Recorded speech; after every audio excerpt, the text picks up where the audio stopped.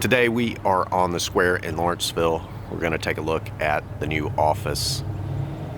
Catch you guys up on where we are with construction. This has been a very long process, but the result is absolutely fantastic. So it's one of those things where you say there are no shortcuts to any place worth going. We're standing out front on the square, and one of the fantastic things is our view out the front door. It's just really nice. It's in the morning on a Saturday, so it's nice and quiet, but the square really starts to come alive around lunchtime, and all these great restaurants and coffee houses. We're really looking forward to being able to walk out our front door and go and see them. So we're here in the front. These are the Sapele wood windows. They're holding up pretty well.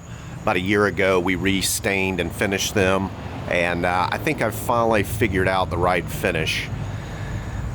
We did add a stain to them. I was worried. The sun really hits the front windows in the morning, and I was worried that they were going to want to lighten up with the sun over time. They are actually doing that. One of the drawbacks was we lost some of the shimmering that you get in the Sapele wood, so I might spend some time experimenting on the inside and trying to figure out how we can get that wood to shimmer a little bit more. But they really look great.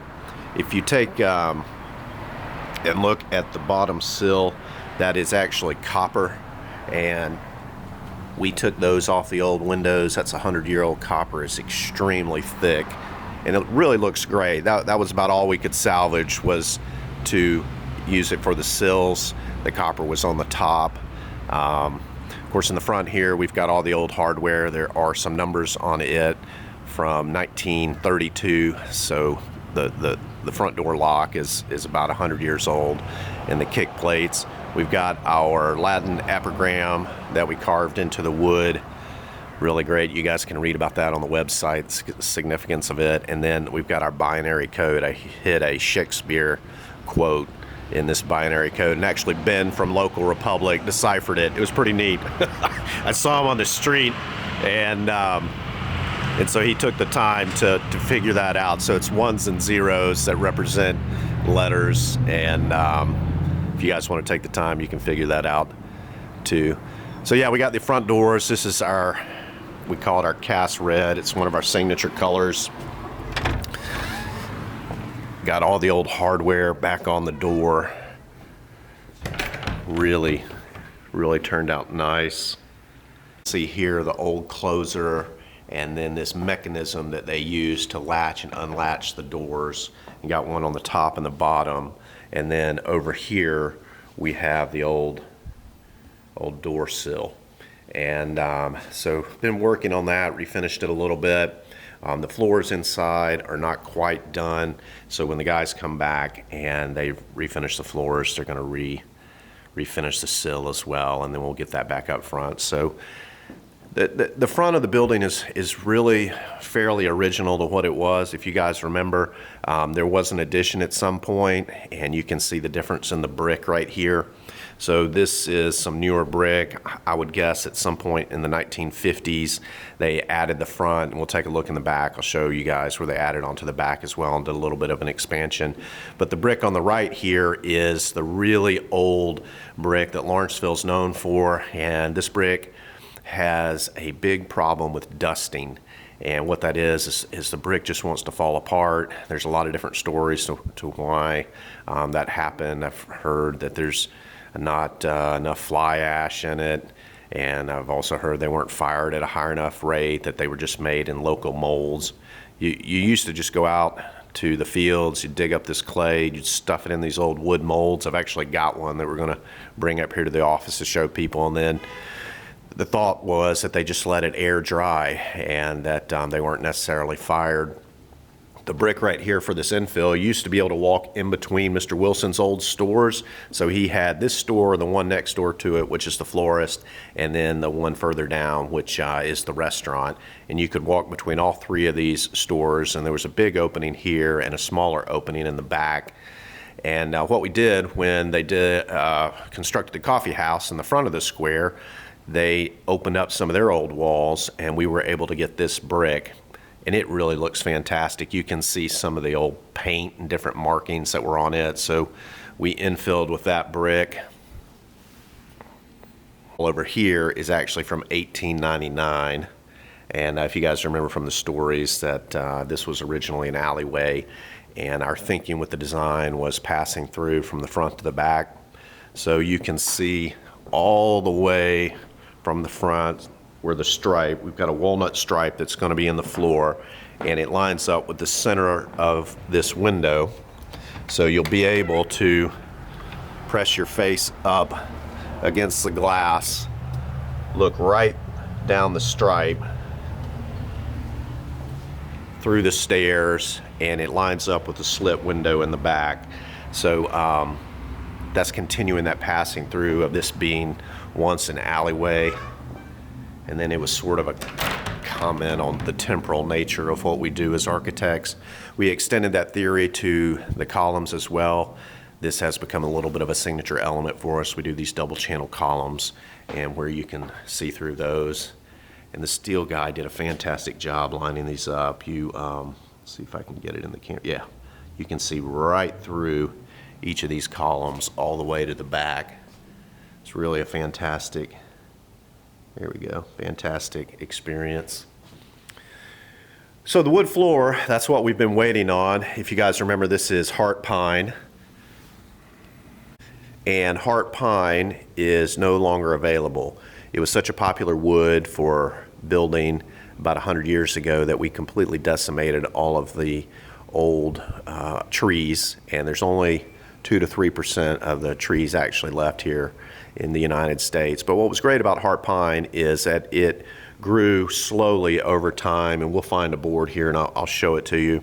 And so the rings in the floor or in the boards are very tight, and what that does is that creates a really hard wood, and it's perfect for old floors. So if you guys have followed some of our videos, we took this old floor out. So this floor is 100 years old. We took it out. We took all the old floor joists up, and we built our desk out of the floor joists. We built the shelves in front of you out of the floor joists, and then we went and refinished all the heart pine and just now put it back in. We really put it back in December, and we ran short, and the wood floor guy was able to find an old heart pine beam from some old barn. It took 30 days for us to dry it, and then he had to go and slice it up and turn it into old boards. And you can see here, it was this last strip up against the wall, and it really matches great. Just really looks fantastic. Let's see if we can find, this is a pretty good example right here. See how tight the grain is in the heart pine? And that's what it's known for. Here we go. Just really, really super tight. Camera doesn't like that. But really fantastic. So it took us about 100 days to get all the wood. That's what we've been waiting on. The guys have done their first coat of sanding on the floor, and what we're going to do is apply 2 to 3 layers of finish on top of this. They got the old wood on the stairs as well. You can see it here. So these were also some heart pine beams that we found. So these were not original to the building, but we wanted to keep heart pine. We got those in. Take a look. So the heart pine really is fantastic, and what's great about reclaimed wood is it gets all these cracks and nicks in it. You can even see right here there's an old nail that we left, and then over on the right we infill with black wood filler, and that's what covers all the cracks. Just really looks fantastic to me. Has a lot of character. Of course, we've got our quasi-plaster walls here. This is a good time of day to see all the texture on the walls. Did that just to try to do something a little bit different. The thinking with this design was we wanted this center section to look like it floats within the old structure. So You can see our detail on the bottom. It looks like the wall's floating above the floor, and the detail on the top, it looks like it's floating away from the structure. And the idea there was that this center form doesn't touch any of the old building. And we did that to expose all the old brick. One of the reasons we liked this old building was just all the fantastic old brick, and really looks nice. So over here, we've got the tray next to the wall. We're going to fill that with the old slate. We got this slate from the re-roofing of the courthouse on the square. So I've got all that stacked up. We're going to chip it up and have these black slate chips that will be in the trough. Right here on the left is some of the old floor joists that we turned into shelving. This is a stereo cabinet. It's really pretty neat. Got the whole stereo hooked up to the iPad on the wall, so we listen to music. You can see the speakers in the ceiling. Really listen to music all day. It's how we work. And then all these lights will be controlled by the iPad as well. And then we got this Nest thermostat, which controls all of the HVAC. The lighting's really fantastic. Everything's wireless, so that's how you're able to hook it up to the iPad. We'll have an app on there that can control it. So we just installed the locks on these old sliding doors. I took the handles off. I've got to refinish the wood, or finish the wood on the handles. We did some custom pulls, and really turned out great. Spent some time designing those. But we got this sliding door latch. Really works super well. The door slides and works pretty well. A lot of what we were doing with the office here was experimenting with different ways to do things. Everything's custom. The idea with the office was that it is a complete environment, and there are architects. Frank Lloyd Wright was known for that. He created an environment. You were in his world when you went to one of his houses, and he designed all the furniture, all the interiors, as well as the exterior of the building. And so you were completely surrounded by his thought on what architecture should be. Michael Graves did that. So we are in that tradition of really designing everything. These are the custom cabinets in front of you. These cabinets right here, the wide boards, were actually the old ceiling boards, and you can see right here the heart pine. We sanded them smooth on the inside. Just very nice texture. We got the finger pulls, so everything's very clean. That's something that we do in a lot of our commercial projects. Got the sink right here as well. This sink is neat, just in the way that the mechanism works to turn the water on. Got a locker over here, and then a shower. Who knows? At one time this was going to be a green LEED project, and I used to put showers in those. Ended up not pursuing that just because the paperwork was going to be such a headache. Their second restroom right here really looks nice. So here we are in the back. We've just measured for the countertops. We've been working on this glass installation. So this is our glass painting right here, and if you guys remember our business card, if you have one of our business cards, it's actually a pair of glasses, and you can, with the business card, you'll be able to look through the glasses and see a hidden image in this glass painting. And so we've got that right now with the printer, and we're trying to make sure that that's going to happen. We just ordered the countertops. We have some really great custom stools. They're these three-legged stools that slide along a bar, and then the top is going to be a live edge walnut top. And then we've got an integral Corian sink on the other side, and then in the back we've got this black quartz, and then the black quartz wraps up the wall, and we've got these wonderful outlets. I'm hoping this is going to turn out, but there's no, you can see it's just going to be the outlet that's in the backsplash, so there's no cover plate. Been experimenting with that. Right here on your right will be our library shelves. We made the library shelves out of the old chicken house from my grandmother's farm where I grew up, and The boards look fantastic. They've got these really great steel, blackened steel supports, and we'll put those in. But right here will be our materials library. We've got a desk that's going to be underneath these two light fixtures, and we can lay out materials when clients come over and review it with them. Here's this other opening that was between Mr. Wilson's stores. We infilled that with the old brick that we got from the coffee shop. And so this is the back addition. You can see right here on the left was the old brick.